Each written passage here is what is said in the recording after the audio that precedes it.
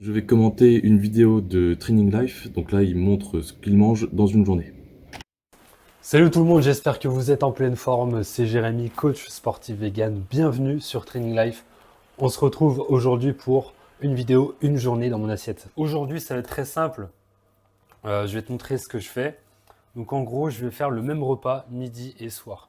Il est midi moins 10. Je n'ai toujours pas mangé, je suis en jeûne intermittent, donc c'est-à-dire que je déjeune pas le matin.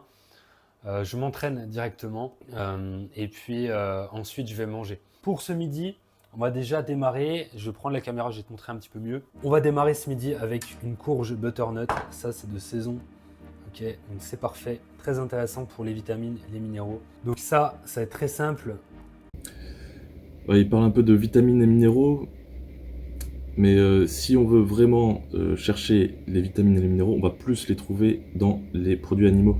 Parce que le règne végétal ne possède pas plein de nutriments.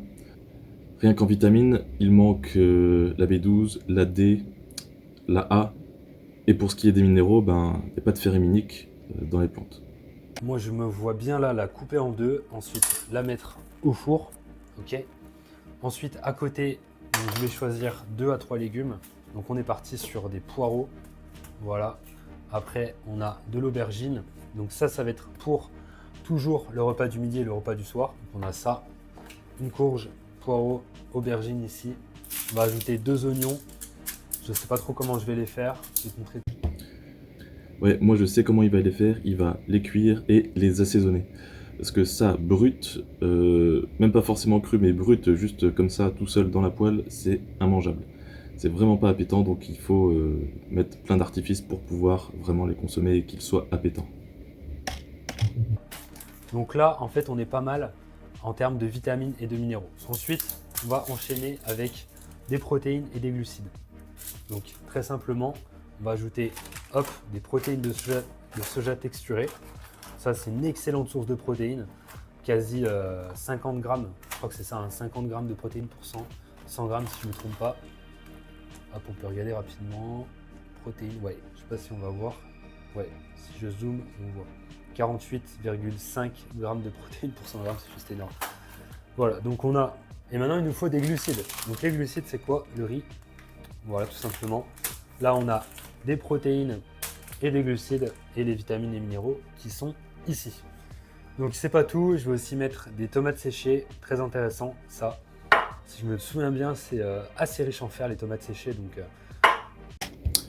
Ouais, mais c'est ça le problème, c'est que le fer qu'il y a dans les végétaux, il n'est pas héminique. C'est le fer héminique, c'est celui que notre corps utilise.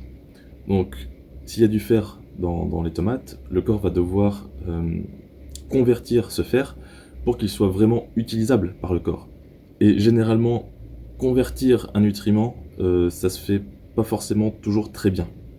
Donc il y aura forcément moins de fer utilisable dans ces tomates-là que par exemple dans de la viande rouge. J'ai fait une petite recherche là vite fait dans Google. Le premier truc qui arrive quand je fais une recherche assimilation du fer héminique, ils disent que le fer héminique est assimilé à peu près 3 fois mieux que le fer des végétaux, qui n'est pas héminique. Voilà, ça illustre bien ce que je disais. toujours intéressant à ajouter. Et puis on va partir sur une sauce tout simplement avec de la crème soja, voilà, du curry et du gingembre. Voilà, on va mixer tout ça. On va se faire une sauce. En ce moment, je prends la vitamine D parce qu'on est l'hiver. Et puis l'hiver, c'est très très important la vitamine D. Il y a beaucoup de gens qui sont.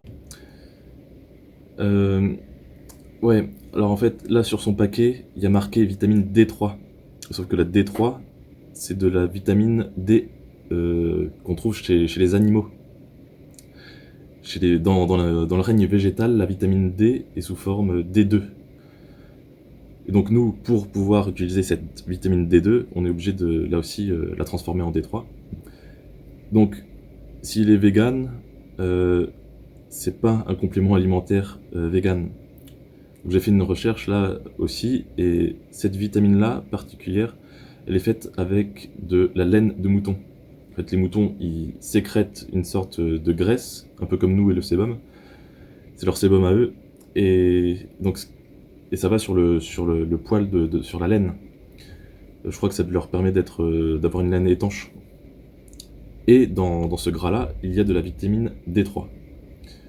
Donc voilà, premier point, c'est pas vegan. Enfin, s'il est vegan. Et deuxième point, c'est que c'est toxique. Pour extraire la vitamine D, l'isoler, les fabricants sont obligés d'utiliser des solvants chimiques, donc comme du kérosène ou de l'hexane. Donc ne prenez surtout pas de compléments alimentaires, surtout si vous ne savez pas comment c'est fait. Il faut savoir comment c'est fait parce qu'ils peuvent utiliser ce genre de saloperie de produits chimiques. En carence, qui n'ont pas assez de vitamine D, donc fais attention à ça. Je t'encourage vraiment. Voilà, là on est sur une période où il n'y a pas trop d'ensoleillement, donc très important de consommer de la vitamine D. Il y a aussi de la vitamine B12 que je consomme, je ne l'ai pas mise ici, je viens d'aller la récupérer en pharmacie. Je te mets à l'écran, je te mettrai en dessous de cette vidéo un appel réservation si tu veux un appel offert de 20 minutes pour du coup me dire tes objectifs sportifs, physiques. Une fois que tout ça est au four, on passe sur la salade tout de suite. C'est parti.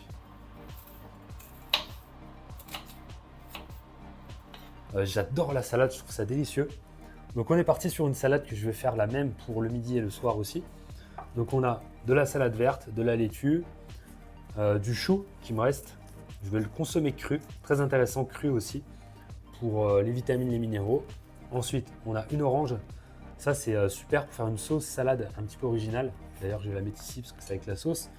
Ensuite une pomme. Ça, un petit truc à savoir, c'est super bon dans une salade. Couper des petits bouts de pommes, on va mettre ça dedans. Ensuite, échalote, ail, tout simplement parce que j'adore ça. L'ail, super aliment, antifongique, antibactérien. C'est pas parce que c'est antifongique, antibactérien que ça devrait être quelque chose de bon. On voit beaucoup ça dans tout ce qui est alimentation, santé.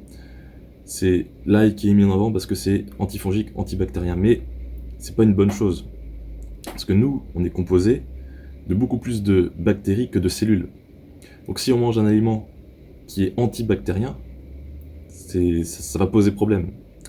En plus de ça, il le mange, et le système digestif, il fonctionne aussi beaucoup avec des bactéries. Donc s'il tue les bactéries qu'il y a dans son système digestif, ça va pas l'aider à digérer. Donc, et c'est la même chose pour les levures aussi. Les levures, on a besoin de levures. Il y a beaucoup de bonnes levures qui sont dans notre corps, sur notre corps, et on en a besoin de tout ça. Donc c'est pas quelque chose de vraiment bénéfique, un aliment qui soit antibactérien et antifongique. Les carottes, bêta-carotène, vitamine A, ça c'est pour la vision, pour l'immunité, c'est parfait. Il n'y a pas de vitamine A dans la carotte. Le bêta-carotène, c'est un pigment. Et notre corps, est obligé de le convertir en rétinol pour pouvoir l'utiliser. Le rétinol qui est la véritable vitamine A que les animaux peuvent utiliser. Et là encore, le taux de conversion peut être très faible pour certaines personnes. Et même les personnes qui arrivent à bien le convertir, ça sera rarement suffisant comme apport. Ensuite, on a de la levure maltée. Donc la sauce, ça va être quoi? Donc on a une base d'huile d'olive, vinaigre de vin, on a de la moutarde à l'ancienne. Je vais mixer aussi des noix de cajou dans la sauce, tu vois, ça va être une tuerie. Et enfin, du jus d'orange. Jus d'orange que je vais mettre directement dedans. Ça va faire une sauce qui est juste terrible. Donc on est parti directement pour la cuisine. Donc une fois qu'on a notre chou ici, on va aller hop, prendre la salade. Alors franchement, honnêtement, les salades, elles sont tellement lavées que moi perso, je me casse pas trop la tête à les laver.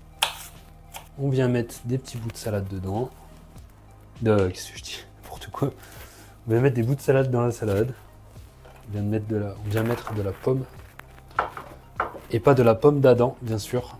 On est sur du végétal, donc on ne met pas de la pomme d'Adam dans sa salade. On va pas se tracasser la tête en 12. On va pas se plier en 4 ni en 28. On enlève sa carapace. Allez, déshabille-toi, mon joli. Voilà, mets-toi à nu. Très bien. Bon, ça devient un petit peu bizarre là. J'espère que les Les mecs, j'espère que les mecs qui bossent dehors, ils m'entendent pas parce qu'ils vont se dire le mec il est en train de draguer son ail. Ça devient grave quand même. Après, hein, voilà les carences de vegan, hein, peut-être que ça rend un petit peu bizarre de parler à ses aliments, étant donné qu'on n'a plus d'amis. Il faut bien se trouver des amis. Moi, j'y vais un peu au feeling.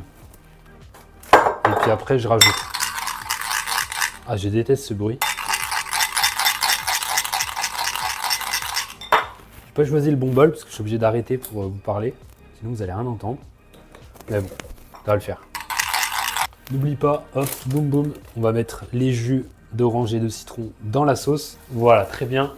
Ensuite, une fois qu'on a mis la sauce, on va venir mettre les noix de cajou. Cashew en anglais. Voilà, ça va ajouter des protéines, des lipides, de la texture, de la saveur. Ok, donc là, on est calé. C'est ce que ça donne. Donc pour l'assiette de midi, là on a quoi? De l'aubergine ici. Le mélange, j'ai mélangé les tomates séchées directement au poireau que j'ai fait revenir dans la poêle. Le riz avec les protéines de soja texturées. Là, j'ai rajouté du pain suédois que j'avais fait hier. J'ai trempé un petit peu dans l'huile d'olive et puis ensuite quelques minutes à la poêle de chaque côté, c'est super bon. Ouais, là son pain, il est quand même un peu cramé. Et ça, c'est l'un des trucs à vraiment éviter parce que ça peut donner le cancer du côlon. Donc, et puis d'une manière générale, ouais, il essaye de faire de son mieux, mais les assiettes végétariennes, c'est quand même assez triste d'une manière générale. Enfin, c'est mon ressenti. Je trouve pas ça tellement beau. Et on a la courge qui est juste là avec la sauce.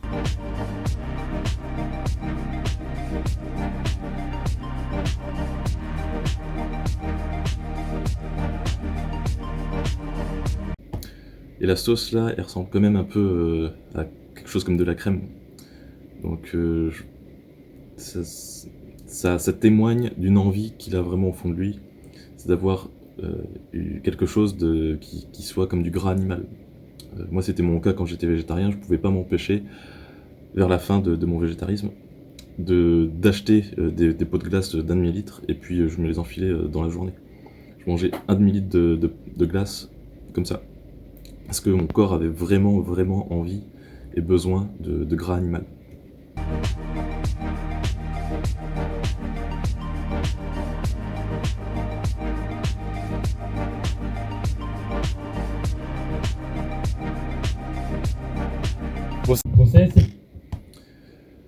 Ouais, ça se voit à son visage qu'il y a quand même un manque de gras.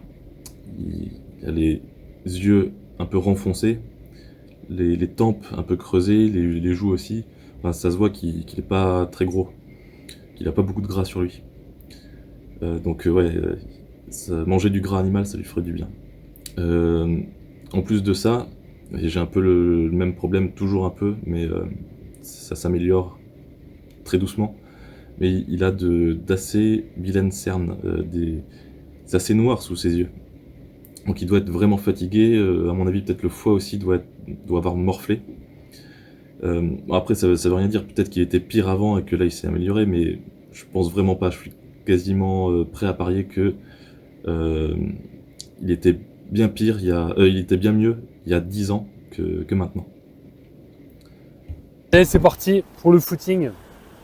Il doit être 17h là à peu près. On est parti. Je sais pas si vous avez déjà entendu parler de ça, mais il y a une sorte d'intelligence commune chez les oiseaux.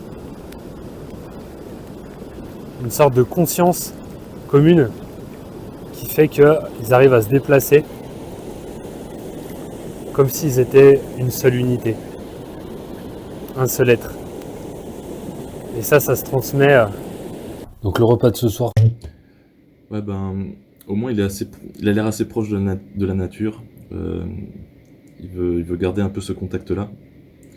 Donc avec un peu de chance, il va peut-être renouer avec sa véritable nature qui est celle d'un carnivore. On sait jamais. Pareil qu'à midi, on a le riz ici avec les protéines de soja, la sauce que j'ai mis avec les poireaux, je vais y arriver, la courge qui est ici, et là on a la salade. Avec la sauce, protéinée aux noix de cajou. Ouais, donc là, ça se voit d'ailleurs à son physique, comme je disais, il n'est pas très gras. Étonnamment, il a quand même assez de muscles, ce qui est assez étonnant pour quelqu'un de végé, vegan. Peut-être qu'il prend d'autres compléments alimentaires autres que les vitamines et minéraux. Peut-être qu'il prend des trucs comme des protéines en poudre, je sais pas. Mais s'il en prend pas, ben, ça veut dire qu'il a quand même une bonne génétique. Et bon, ça se voit à son visage, ouais, qu'il morfle quand même un peu. D'ailleurs, ouais, avec les cernes, ça démontre bien qu'il est assez fatigué. Et c'est ça qui est poussé un peu dans tout ce qui est la santé, c'est de faire du sport. Mais dans certains cas, et dans même beaucoup de cas, c'est assez mauvais, c'est assez néfaste. Si on est complètement épuisé, fatigué, comme il a l'air de l'être, il ferait mieux d'arrêter le sport complètement et puis de s'en remettre. Quand on est fatigué, ça sert à rien de pousser et de se fatiguer encore plus et d'accentuer ses carences.